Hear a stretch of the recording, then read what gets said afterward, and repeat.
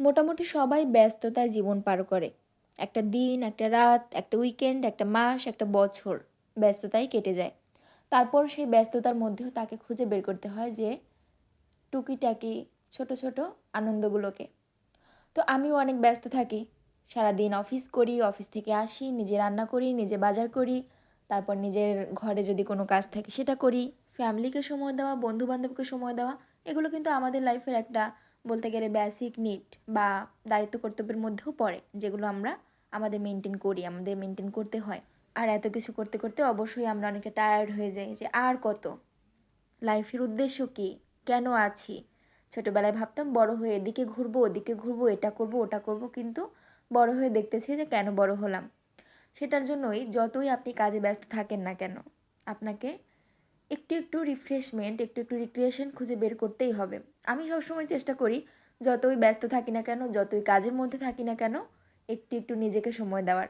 যেমন আজকে আমি সকালবেলা রেডি হয়ে যখন বের হলাম, তখন একটা অফিসিয়াল পারপাসেই বের হয়েছিলাম, সেখান থেকে ফ্রি হলাম 2টা নাগাদ। তো তারপরে আমি উত্তরা গেলাম, ওখানে রাজলক্ষ্মীতে গিয়ে সেখানে রাস্তায় দাঁড়িয়ে স্ট্রিট ফুড খেলাম। তারপরে দেখলাম যে ভ্যানের উপর একজন মামা অনেকগুলো প্যান্ট বিক্রি করছে, অনেক সুন্দর সুন্দর ডিজাইনের প্যান্ট ছিল, সেগুলো দেখলাম। তারপর একটা হিজাবের দোকানে গেলাম, সেখান থেকে এসে দেখলাম যে এখানে অনেক সুন্দর সুন্দর আংটি রয়েছে।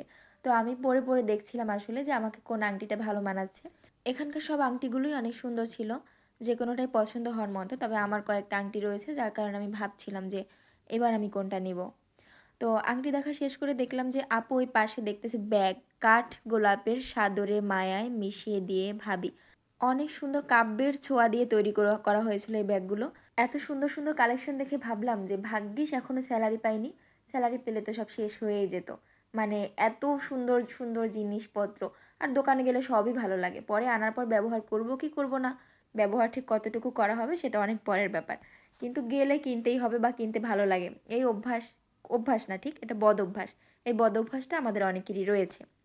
তো তারপর ওখান থেকে ফুচকা খেয়ে আমরা গেলাম একটা জুসের দোকানে। এখানকার অলিভ জুসটা বেশ খেতে অনেক মজা লাগে, আমি এখানে গেলে অলিভ জুসটা মিস করি না কখনো। তো সব কিছু শেষ করে মোটামুটি যখন আরও অনেক টায়ার্ড হয়ে গেলাম, তখন ভাবলাম যে যাক আজকের মতো বাসায় ফেরা যাক। আবার একদিন অবশ্যই আবার হবে ঘোরাঘুরি। আজকের মতো টাটা।